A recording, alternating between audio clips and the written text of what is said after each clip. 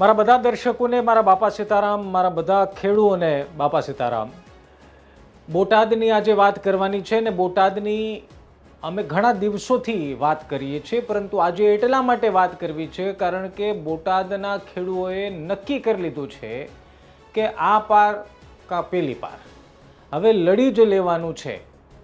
અને રાજુ કરપડાની આજે બોટાદમાં એન્ટ્રી થતાં જે જનમેદની જોઈ, જે લોકો જોડાયા એમની સાથે, એ વાત સાબિત કરે છે કે બોટાદ માર્કેટિંગ યાર્ડથી ખેડૂતો કેટલા ત્રસ્ત છે.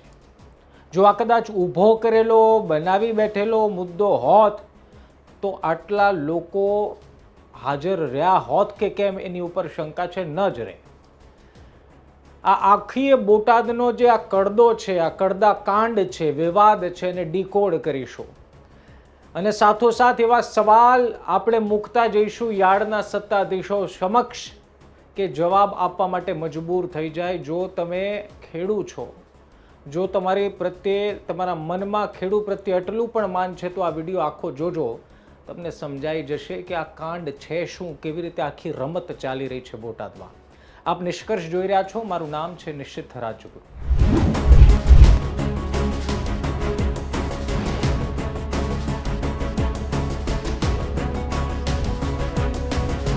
સૌથી પહેલી વાત તો એ કે માર્કેટિંગ યાર્ડ ઊભું શા માટે કરવામાં આવ્યું, કોની માટે છે માર્કેટિંગ યાર્ડ?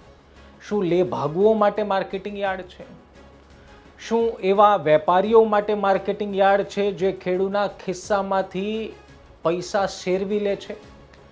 શું માર્કેટિંગ યાર્ડ એ લોકો માટે છે જે ખેડૂતો સાથે રોજબરોજ દગો કરે છે? શું માર્કેટિંગ યાર્ડ એ લોકો માટે છે જે ખેડૂત આખો વર્ષ મહેનત કરે અને એક ચપટી વગાડતા ખેડૂતના પૈસામાં કાપ મૂકી દે? ના, માર્કેટિંગ યાર્ડ ખેડૂતોની સુવિધા માટે છે, ખેડૂત માટે છે. જે આખું વર્ષ મહેનત કરે છે, જે ખેડૂત એ પોતાનો પાક ત્યાં વેચી શકે, 2 રૂપિયા રળી શકે, પોતાનું ગુજરાન ચલાવી શકે એની માટેની એક વ્યવસ્થા છે. એ વ્યવસ્થાના કેટલાક નિયમ છે, જે નિયમ હંમેશા ખેડૂત પ્રત્યેના હોવા જોઈએ. બોટાદમાં કહાની અલગ છે. બોટાદમાં બધી જગ્યાએથી બોટાદ યાર્ડમાં કપાસ આવે. બોટાદમાં હવે આપને એક સરળ શબ્દમાં ભાષામાં સમજાવી દઉં, જે લોકો બોટાદના નથી ને આ વિડીયો જોઈ રહ્યા છે, કે આ કડદો છે શું.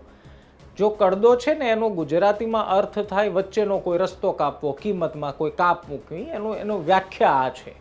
પરંતુ અહીંયા કડદાનો મતલબ શું છે? અહીંયા કડદાનો મતલબ છે ખેડૂતોને પરેશાન કરવા, ખેડૂતોને હેરાન કરી મૂકવા, એવા હેરાન કરવા કે ખેડૂતો કંટાળીને 1000ની બદલે 200-300નું નુકસાન કરીને ઘર ભેગા થાય. માર્કેટિંગ યાર્ડમાં કપાસ વેચવા આવતા ખેડૂતોનો પહેલા હરાજી થાય, ભાવ નક્કી થાય. આ કડદો શું છે સમજાવું, સમજો, બહુ સરસ. આ એક આખી પૈસા કાપવાની જે સિસ્ટમ માર્કેટિંગ યાર્ડના સત્તાધીશોએ ઊભી કરી છે ને, એને તમને સરળ ભાષામાં સમજાવું. જે ખેડૂત માર્કેટિંગ યાર્ડમાં કપા વેચવા આવે એની હરાજી થાય, એક ભાવ નક્કી થાય. આપણે એક આશરે ભાવ માની લઈએ 1500 રૂપિયા. એ 1500 રૂપિયા ભાવ નક્કી થાય એટલે સામાન્ય રીતે માર્કેટિંગ યાર્ડમાં તમે જોયું હશે કે શેડ ને બધું બનેલું છે, એનો માલ ત્યાં ખેડૂત ઉતારી દે અને પછી જે તે વ્યક્તિને માલ વેચાય, જે ખરીદે એ લઈ જાય. પરંતુ અહીંયા સિસ્ટમ અલગ છે. અને આ એક યાર્ડ નથી, ઘણા બધા છે, પરંતુ બોટાદમાં સૌથી વધુ છે. પછી એ ખેડૂતોએ પોતાનો માલ ત્યાં ઉતારવાનો નહીં, પોતાનો માલ જે તે જીનિંગ પાસે લઈ જવાનો. હવે એક તો તમે એના ખેડૂતે એના ખેતરથી માલ લઈને આવવાનો, એનો ખર્ચો ખેડૂત આપે, સ્વાભાવિક રીતે તો બધે એ આપે. એ માલ લઈને જવાનો જીનિંગ પાસે. હવે ન્યા માલ ઉતરે એટલે એક જોરદાર સેટિંગ થાય. સેટિંગ શું થાય?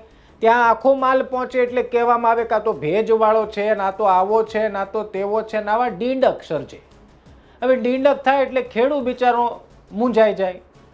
એટલે ત્યાં જીનિંગ વાળો એમ કે ભાઈ તમને 1500 રૂપિયા જે ભાવ છે, હું તમારો આ કપા લઈ લઉં, પણ 1500ના હું તમને 1400 આપું, 1420 આપું, 80 રૂપિયા કાપી લે, 100 રૂપિયા કાપી લે. અને જો ખેડૂત ના પાડે તો એ પાછો આખોય માલ, કપાનો માલ લઈને ગાડી લઈને એ પાછું તમારે માર્કેટિંગ યાર્ડ આવવાનું. એને કેટલાક કેસમાં ત્યાં ફરી હરાજી થાય, એક નવો ભાવ નક્કી થાય. એટલે ખેડૂત બિચારો એવો વિચારે કે ભાઈ 1500 રૂપિયા મળે છે, એમાંથી 80 રૂપિયા 100 રૂપિયા ઓછા. હવે પાછું 20-25 કિલોમીટર ગાડી લઈને યાર્ડે જવાનું ને પાછું એ કોણ કેમ કે ભાડું તો પાછું ખેડૂને ભોગવવાનું ને, એ માથાકૂટ કરવા કરતાં 100 રૂપિયા ઓછો આપણે વેચી નાખીએ. આખી સિસ્ટમમાં બધાયની નક્કી કરેલી કટકી છે. આ ગોરખ ધંધાનું એપી સેન્ટર બનાવી દીધું છે આ માર્કેટિંગ યાર્ડ. બધા હારે મળીને રૂપિયા કમાય. સરકારના આંખ આડા કાન આવી ગયા છે, માથું આવી ગયું, કાંઈ ખબર પડતી નથી સાહેબ. તમારી નરી આંખે જોઈ શકાય એવી સ્થિતિ છે, તોય બાપલિયો એક પણ ના પેટનું પાણી હલે તો પૂછો. રાજુ કરપડાને આખો મુદ્દાની ખબર પડી, બાકી બધા લોકોએ રાજુ કરપડાને કીધું. રાજુ કરપડાએ આમ આદમી પાર્ટીના નેતા એણે નક્કી કર્યું કે આપણે બોટાદ જઈને આપણે રૂબરૂ લેખિતમાં બાંયધરી માંગી લઈએ. રાજુ કરપડાએ લેખિતમાં બાંયધરી માંગી તો છટકી ગયા, કેમ કે લેખિત આપે ડોહું ભરાઈ જવાય ને. મૌખિક જાણકારી આપી અને બે મુદ્દા હતા. એક તો ખેડૂતનો માલ ત્યાં માર્કેટિંગ યાર્ડમાં ઉતરશે અને બીજું આ કડદા સિસ્ટમ બંધ થવી જોઈએ. ખેડૂતોના માલ ઉતારવા બાબતે એવો જવાબ મળ્યો કે અમે મીટિંગ કરીને નક્કી કરીશું. હેની મીટિંગ ભાઈ? આટલા સમયથી લાખો કરોડોની કટકી કરીને ધરાણા નથી. પેટ છે, પટારો છે. અને હું બોટાદના ખેડૂતોને ધન્યવાદ આપું છું કે તમે તમારા મુદ્દાને લઈને, તમારી માંગને લઈને જો આ નિંભર તંત્રની સામે નહીં પડો ત્યાં સુધી ઉકેલ આવશે નહીં. આ વાત યાદ રાખજો. આ એક ઘટના નહીં, રાજ્યમાં ખેડૂતોની સ્થિતિ સામે ક્યારે ક્યારે હું કર્યું છે એકવાર જોઈ લેજો, અને તો જ ઉકેલ આવે સાહેબ. હવે આ વાત દિલ્હી સુધી પહોંચી ગઈ. હું એટલે ધન્યવાદ આપું છું. દિલ્હી સુધી કેવી રીતે પહોંચી? હવે રાજુ કરપડા આમ આદમી પાર્ટીના નેતા છે, પરંતુ કેજરીવાલે ટ્વીટ કર્યું છે, એમણે સોશિયલ મીડિયામાં પોસ્ટ કરી છે આખી બોટાદને મામલે. એકંદરે એવું માની લઈએ કે ભાઈ કેજરીવાલ આમ આદમી પાર્ટીના સંયોજક છે, એમના જ પક્ષના નેતા ગયા, બહુ બધી પબ્લિક હતી એટલે એ તો કરવાના જ. પણ કરવાથી થયું શું? કરવાથી થયું કે અડધા દેશને ખબર પડી ગઈ કે બોટાદમાં આ પ્રકારની કટકી સિસ્ટમ ચાલે છે. કેજરીવાલે રાજકીય લાભ માટે જે કરવું એ કર્યું, અથવા તો જે કંઈ પણ થયું. પણ કહેવાનો ભાવાર્થ છે કે બોટાદની આ સિસ્ટમ, જે ભૂંડી સિસ્ટમ ઊભી કરી છે, એનો ખુલાસો થઈ.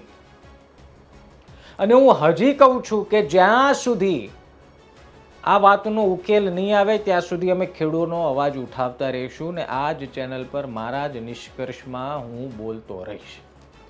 અમારી ટીમે આ પહેલા પણ બોટાદના આ ગોરખ ધંધાનો પર્દાફાશ કરતા વિડીયો બનાવ્યા જ છે. પણ આજે મને એ વાતની બળતરા થઈ, આજે એ વાતનો ગુસ્સો આવ્યો કે જ્યારે તમારી સામે સવાલ આવી ગયા, હજારોની સંખ્યામાં ખેડૂત આવી ગયા, ત્યારે તમે ઊંધી પૂંછડીએ છટકી ગયા. જ્યારે આ જ ખેડૂત તમને 5 રૂપિયા રળીને આપતા હતા, ત્યારે એસી કેબિનમાં લાંબી લાંબી ખુરશીએ ટેકા દઈને પગ લાંબા કરીને બેઠા બેઠા પૈસા કમાતા હતા, ત્યારે હારા લાગતા હતા. હું હજી પણ કહું છું, સુધરી જજો માર્કેટિંગ યાર્ડના સત્તાધીશો અને કટકી બાજુ. હજી કહું છું, હું નામ નથી લેવા માંગતો, પણ જે સમજદાર છે સમજી જજો. બાકી એક વાત યાદ રાખજો,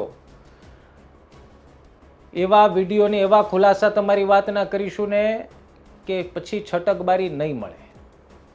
તમારું શું માનવું છે કમેન્ટમાં લખવાનું ભૂલતા નહીં. અને એટલો શેર કરો આ વિડીયો, એ તમામ ખેડૂતોને શેર કરો વિડીયો, જેથી ખબર પડે કે જો તમારે ત્યાં આવું કંઈ ચાલતું હોય તો અવાજ ઉઠાવો. આ નિંભર તંત્ર, આ બેરા તંત્રની સામે અવાજ ઉઠાવો, તો જ હખણા હાલશે, તો જ સમજશે. ફરી મળીશું એક નવા વિડીયો સાથે.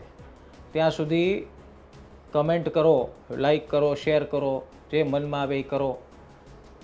ધ્યાન રાખો, મજા કરો અને અવાજ ઉઠાવતા. બાપા સીતા.